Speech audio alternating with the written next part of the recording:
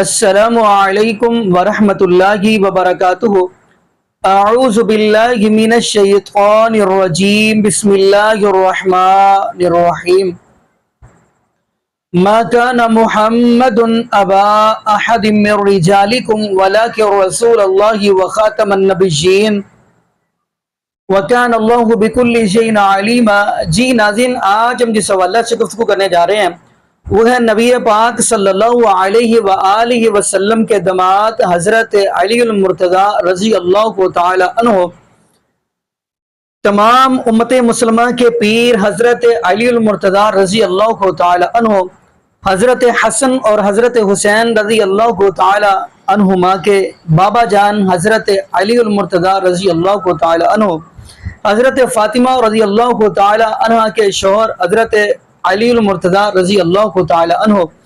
ناظرین، گفتگو یہ ہے، آیا کہ نبی پاک صلی اللہ علیہ وآلہ وسلم کے بعد اگر کوئی نبی ہوتے تو کیا حضرت علی المرتضیٰ رضی اللہ تعالی عنہ ہوتے؟ اسی حوالے سے آج ہم ناظرین گفتگو سننے جا رہے ہیں، بلکہ مناظرہ ہیں جن کے اندر مرزا علی حافظہ اللہ تعالی اور مفتی حنیف قریشی اور ساتھ شیعہ ذاکر بھی موجود ہیں۔ تو ناظرین وہ ہم گفتگو سنیں گے حضرت علی المرتضیٰ رضی اللہ تعالی عنہ کے بارے میں، پھر انشاءاللہ ناظرین آگے تفصیل ہم بھی گفتگو کریں گے۔ لیکن ایک چیز میں یہاں پہ بتاتا چلوں، جب تک ہم نبی پاک صلی اللہ علیہ وآلہ وسلم کے اہل بیت کے ساتھ سچے دل کے ساتھ محبت اور پیار نہیں کریں گے، اتنی دیر تک ہم ایمان سے فارغ ہیں، خارج ہیں۔ لیکن یہ بھی ذہن میں رکھیں، اہل بیت اللہ رب العالمین کے قرآن نے نبی پاک صلی اللہ علیہ وآلہ وسلم کی ازواج مطہرات کو بھی بولا ہے اہل بیت، جیسے قرآن پاک کی آیت ہے انما یرید اللہ لیذھب عنکم الرجس اہل البیت ویطہرکم تطہیرا۔ تو خیر ناظرین وہ مل کے ہم گفتگو سنتے ہیں، پھر انشاءاللہ ناظرین آگے ہم بھی گفتگو کریں گے۔ تو آئیے ناظرین مل کے گفتگو دیگر صحابہ کرام نے، یہاں تک کہ راویان کرام میں، بلکہ امام احمد بن حنبل کا میں حوالہ دینا چاہتا ہوں علیہ رحمہ، آپ نے تو یہ تک کہا کہ جتنے فضائل و مناقب اور جتنی کثرت سے روایات حضرت علی کرم اللہ وجہہ کے لیے صادر ہوئی ہیں، روایت میں کسی اور صحابی کے لیے نہیں ملتی ہیں۔ میں چاہتا ہوں کہ اس پہ بھی روشنی ڈالی جائے اور اس کی ترتیب کا بھی ذرا لحاظ رکھ کے بیان کیا جائے۔ جی میں اس پہ مجھے تھوڑا اپنے ٹائم دینا ہے، میں کوشش کروں گا 5-7 منٹ میں سے کنکلوڈ کروں۔ یہ جو احمد بن حنبل کا آپ نے حوالہ پیش کیا ہے المستدرک للحاکم میں صحیح سند کے ساتھ، امام حاکم نے جب حضرت علی علیہ السلام کے فضائل شروع کیے ہیں تو وہ ٹاپ پہ یہ چیز لے کے ہیں کہ احمد بن حنبل کہتے ہیں کہ ہمیں ذخیرہ احادیث میں جتنے بھی صحابہ کے مناقب پہ احادیث ملی ہیں، سب سے زیادہ جس شخصیت کی شان میں احادیث ہیں وہ سیدنا علی ابن ابی طالب ہے۔ احمد بن حنبل نے ایک الگ سے کتاب بھی لکھی ہے فضائل صحابہ، جس میں آلموسٹ 2000 کے قریب احادیث ہیں، وہ اردو میں ترجمہ ہو کے آ چکی ہے، ہمارے جیلم شہر سے بک سے شائع ہوئی ہے۔ اس کے اندر اگر آپ حضرت علی کا چیپٹر نکالیں تو آپ کو اتنی زیادہ احادیث ملے گی ایز کمپیئر ٹو باقی اصحاب کے۔ باقی اگر کوئی مجھ سے پوچھے نا کہ مولا علی علیہ السلام کی شان میں جتنی احادیث ہیں، ان میں اگر میں کہوں کہ ٹاپ پہ کون سی حدیث ہے تو یہ میری ذاتی رائے ہے، اس سے علماء کرام اختلاف بھی کر سکتے ہیں، لیکن میں نے چونکہ ایک انجینئر ہونے کی حیثیت سے اس کی انٹینسٹی جب ڈیفائن کی ہے نا، تو میرے نزدیک ٹاپ پہ وہ حدیث ہے جو امام بخاری اور امام مسلم نے اپنے اس چیپٹر میں فضائل علی والے میں ٹاپ پہ لی ہے کہ علی کی میرے ساتھ وہی نسبت ہے جو ہارون کی موسیٰ کے ساتھ، مگر میرے بعد کوئی نبی نہیں۔ اللہ اکبر۔ غزوہ تبوک کے موقع پر پہلا اور آخری موقع تھا کہ مولا علی علیہ السلام نبی علیہ السلام کے ساتھ اس کرٹیکل جنگ میں جو رومن امپائر کے خلاف تھی شریک نہیں ہو رہے تھے، تو آپ علیہ السلام نے انہیں عورتوں اور بچوں پہ چھوڑا، انہوں نے رونا شروع کر دیا، تو نبی علیہ السلام نے ان کی دلجوئی کے لیے فرمایا کہ کیا تم اس بات پہ راضی نہیں ہو کہ تمہاری میرے ساتھ وہی نسبت ہے جو ہارون کی موسیٰ کے ساتھ، مگر میرے بعد کوئی نبی نہیں۔ یعنی جس طرح موسیٰ علیہ السلام کوہ طور پر گئے تھے تو ہارون علیہ السلام کو اپنے نائب کے طور پر چھوڑ کے گئے تھے، میں تمہیں چھوڑ کے جا رہا ہوں، یہ آپ کی دلجوئی فرمائی۔ اب اس کے اوپر اگر آپ غور کریں، ہارون علیہ السلام وہ پیغمبر ہیں جنہیں موسیٰ علیہ السلام نے دعا کر کے قرآن میں آیا مانگا تھا اپنے ساتھ سپورٹر کے طور پر۔ دوسرا جو امپورٹنٹ بات ہے کہ جب وہ کوہ طور پر گئے تو ان کو اپنے نائب کی حیثیت سے چھوڑ کر گئے۔ جی تیسری بات، وہ پیغمبر تھے لیکن چونکہ ختم نبوت ہو چکی ہے، یہ والا ٹائٹل مولا علی کو نہیں ملا، لہٰذا امپلائیڈ ہے کہ اگر نبی علیہ السلام کے بعد کوئی پیغمبر ہوتا تو مولا علی علیہ السلام ہوتے۔ اور میں عموماً جو قادیانی ہیں انہیں بھی یہ حدیث پیش کرتا ہوں کہ اگر تمہیں امتی نبی بنانے کا شوق ہے نا تو اس امت میں جو شخص پہلے نمبر پہ حقدار ہے نا کہ وہ امتی نبی بنے وہ مولا علی علیہ السلام ہے. اس حدیث سے پتا چلا نا, کیونکہ جس کو قرآن میں نسبت دی گئی ہارون کو موسیٰ کے ساتھ اور بخاری اور مسلم میں یہ نسبت آئی, تو پھر نبی علیہ السلام کے ساتھ اگر کوئی اسسٹنٹ پیغمبر ہوتا نا تو حضرت مولا علی ہوتے, لیکن نبی علیہ السلام نے ساتھ ہی فرما دیا مگر میرے بعد کوئی نبی نہیں. تو سر اگر مولا علی نبی نہیں ہے نا امتی, تو غلام قادیانی دجال تو شاہی کوئی نہیں. اس کے علاوہ بھی جتنے لوگ دعوے پیغمبری کریں وہ تو کسی کھاتے میں نہیں ہے. اگر مولا علی کا یہ وہ چیز ہے جو اللہ تعالیٰ نے شرح صدر کی میرے اوپر, اور میں جب بھی یہ بیان کرتا ہوں میرے اوپر ایک کیفیت طاری ہو جاتی ہے کہ یہ ایک حدیث ختم نبوت کے اوپر بھی ایک پہرا دینے والی حدیث ہے. الحمدللہ, سبحان اللہ. اچھا, دوسرے نمبر پہ اگر کوئی حدیث میں لیتا ہوں نا جی, وہ حدیث ہے جو بخاری مسلم دونوں میں ہے کہ غزوہ خیبر کے موقع پر نبی علیہ السلام نے فرمایا تھا کل میں اس شخص کے ہاتھ میں جھنڈا دوں گا جو اللہ اور اس کے رسول سے محبت کرتا ہے اور اللہ اور اس کا رسول بھی اس سے محبت کرتے ہیں. یہ اس سے بڑی ڈگری ہے.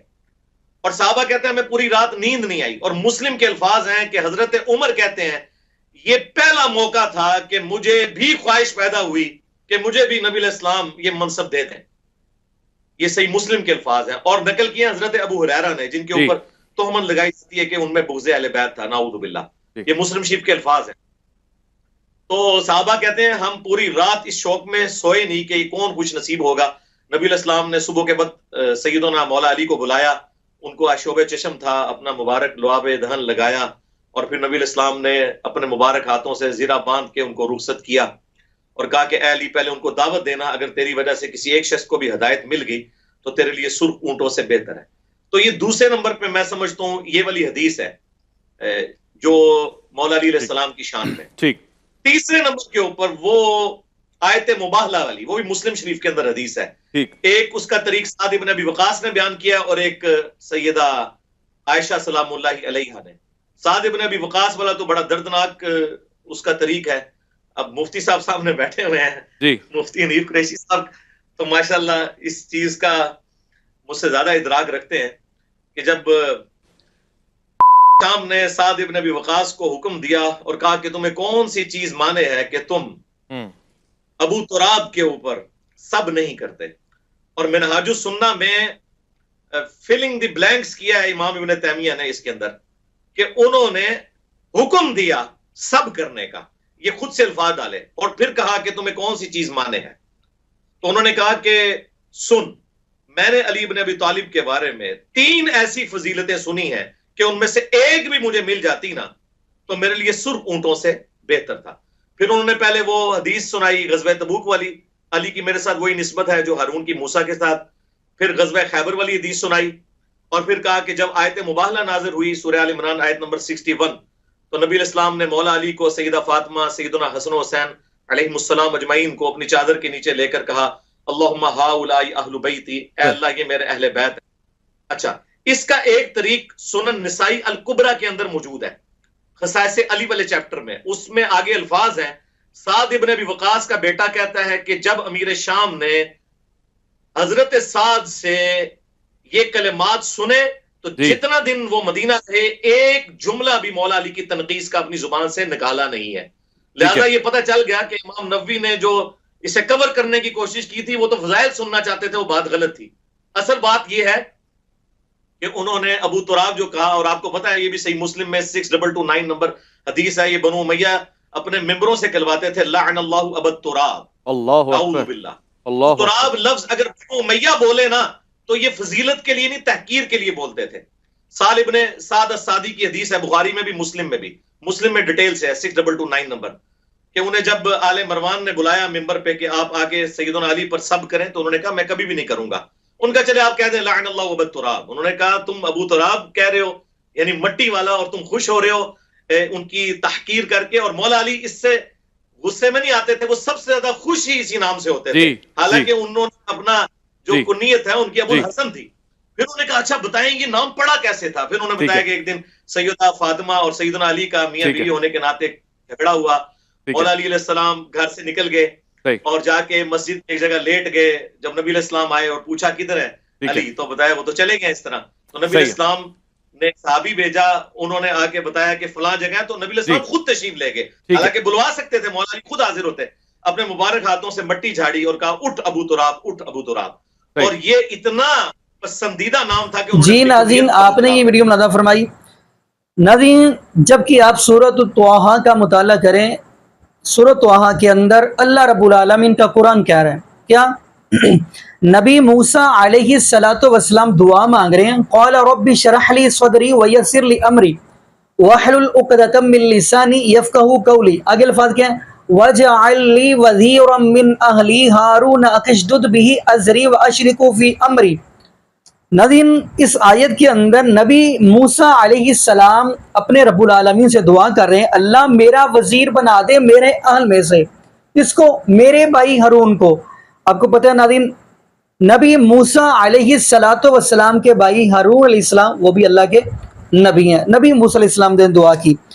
تو ناظرین، جبکہ حضرت علی المرتضیٰ رضی اللہ کو تعالی عنہ کے بارے میں میرے محبوب علیہ السلام نے فرمایا تھا کہ پیارے علی المرتضیٰ رضی اللہ کو تعالی عنہ کہ آپ ایسے ہی ہیں جیسے موسیٰ علیہ السلام کے بھائی ہارون تھے، لیکن ہارون علیہ السلام اللہ کے نبی تھے لیکن آپ اللہ کے نبی نہیں.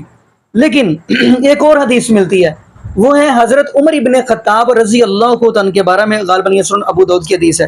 اس کے اندر تو نبی پاک صلی اللہ علیہ وآلہ وسلم نے فرمایا کہ اگر میرے بعد نبی ہوتے تو وہ حضرت عمر بن خطاب رضی اللہ عنہ ہوتے. لیکن اگلی بات ایک اور کرتا چلو، لیکن نبی پاک صلی اللہ علیہ وسلم کے بعد کوئی نبی نہیں، کیونکہ آخری پیغمبر جناب محمد رسول اللہ صلی اللہ علیہ وآلہ وسلم ہے. اب اگلی بات جو ہے، اب حضرت عمر ابن خطاب رضی اللہ تعالی عنہ کو حضرت علی المرتضیٰ رضی اللہ عنہ کے ساتھ اتنی محبت اور اتنا پیار، کتنی محبت اور کتنا پیار کہ حضرت عمر ابن خطاب رضی اللہ عنہ کا دورہ خلافت ہے اور کافی ایسے مسائل ہیں جو پیارے علی المرتضیٰ رضی اللہ عنہ حل کر رہے ہیں، لیکن حضرت عمر ابن خطاب رضی اللہ عنہ کو کوئی اعتراض نہیں. جیسا کہ آپ نے وہ بھی حدیث سنی ہوگی کہ جب حضرت عمر ابن خطاب رضی اللہ عنہ نے ایک عورت کے بارے میں کہہ دیا تھا اس کو آپ لے جا کر رجم کر دیں، تو حضرت علی المرتضیٰ رضی اللہ عنہ نے آ کر کہا کہ آپ کو نہیں پتہ، حضرت عمر بن خطاب رضی اللہ عنہ سے بات کہہ رہے ہیں، پیارے علی المرتضیٰ رضی اللہ عنہ کے نبی پاک صلی اللہ علیہ وسلم نے غالباً 3 یہ بندوں سے نبی پاک نے فرمایا کہ اللہ نے قلم اٹھا لی ہے. ایک وہ جو بندہ سویا ہو گناہ ہو جائے تو اس کو بھی معافی ہے، ایک بچہ نابالغ ہے تو جو مرضی کرتا چلے اس کو بھی معافی ہے. نمبر 3 جو مجنوں ہے. حضرت علی المرتضیٰ رضی اللہ تعالیٰ فرمانے لگے پیارے عمر جی رضی اللہ کو تعالی عنہ، یہ جو عورت ہے یہ مجنوں ہے، پاگل ہے جس کے بارے میں آپ نے یہ بات کہی ہے.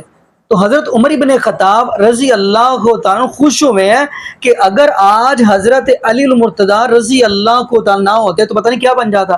یعنی حضرت عمر بن خطاب رضی اللہ تعالیٰ عنہ کو کوئی اعتراض نہیں ہے. اتنی محبت اور اتنا پیار، اس لیے تو قرآن کہہ رہا ہے محمد الرسول اللہ صلی اللہ علیہ وسلم والذین معہ اشداء علی الکفار رحماء بینہم تراہم رکعا سجدا یبتغون فضلا من اللہ ورضوانا سیماہم فی وجوہہم من اثر السجود ذالک مثلہم فی التوراۃ ومثلہم فی الانجیل.